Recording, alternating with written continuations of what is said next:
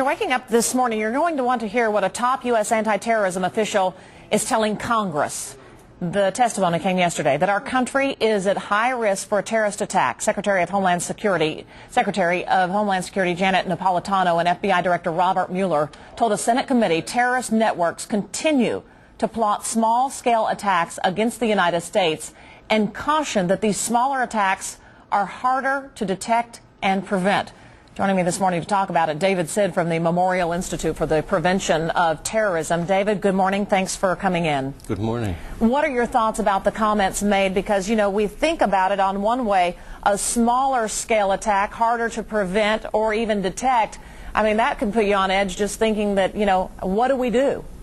Well, I think, first of all, I think they're right. A small-scale act of terrorism is difficult to detect because unlike a large-scale act of terrorism that leaves a footprint that the able investigator can follow, anyone can decide in a moment of malice to pick up a gun. So it's very difficult to detect these things. What we're doing is we're encouraging people to, if they see something, say something, and I think that's part of the answer. One thing that came from this report that I thought was interesting, saying that with the emergence of radicalized Americans inspired by the ideology of violent jihad, which is holy war, that is something that could spawn these smaller attacks. How do folks like you and me and, you know, waking up, taking their kids to school, going to work, how do we comprehend what radicalized an American looks like to be on guard for?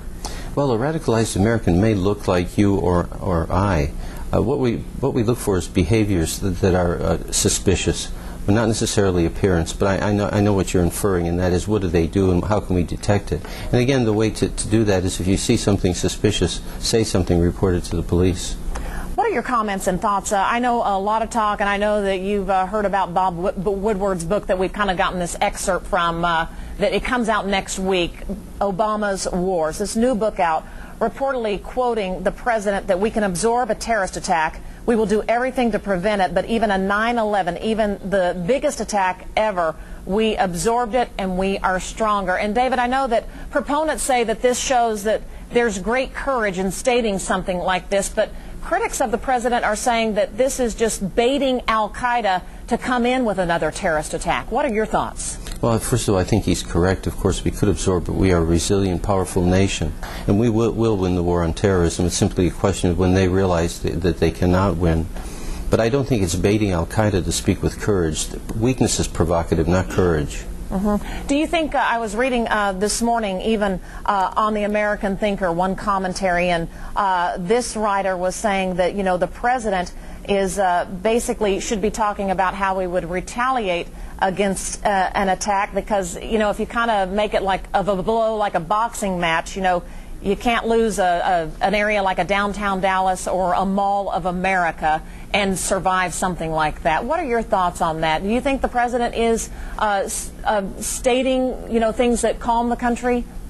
I think it depends on your perception. I think what he's trying to tell us is, first of all, we're a nation of brave people. We've been in difficult times before, and this is one that we will get through.